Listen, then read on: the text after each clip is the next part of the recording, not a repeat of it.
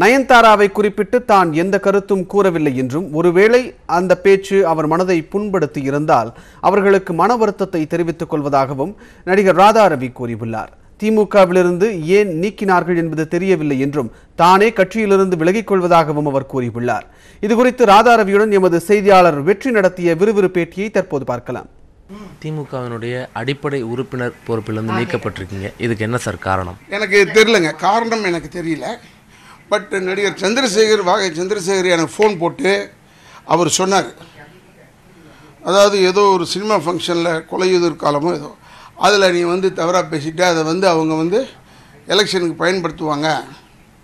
இப்போ நான் வர இடத்துலலாம் அவங்க பேசுவாங்க அப்படின்ற மாதிரி சொல்லிட்டு இருந்தார். அப்படியா? அப்போ அந்தளவுக்கு நான் பேசலை.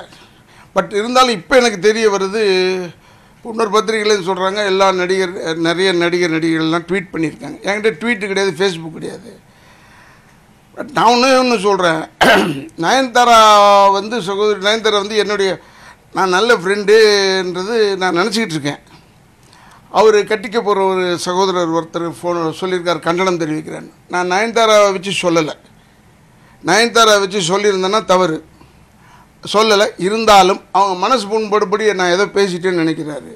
அப்படியா இருந்தால் டெஃபினட்டாக அந்த சகோதரனுக்கும் நயன்தாராவுக்கும் என்னுடைய மன வருத்தத்தை தெரிவித்துக் கொள்கிறேன். ஓப்பனாகவே தப்பு பண்ணால் தப்புன்னு தான் சொல்லுவேன், ரைட்டு போட்டால் ரைட் தான் சொல்லுவேன். பட் நான் பேசுனது அவங்களுக்கு ராங்காக மிஸ்இன்டர்பிரேட் ஆகிருக்கும்னு நான் நினைக்கிறேன். இப்போது திமுகவுடைய அறிக்கையில் தற்காலிக நீக்கம் அப்படின்னு தான் போட்டிருக்காங்க. அப்போ மீண்டும் இணைகிறதுக்கு எதுவும் வாய்ப்புகள் இருக்குமா சார்? எனக்கு எதுவுமே தெரியாதுங்க. தலைமையை கேட்க வேண்டிய கேள்வி என்ன கேட்குறீங்க? அவங்க தற்காலிக நீக்கம்னு சொல்கிறாங்க.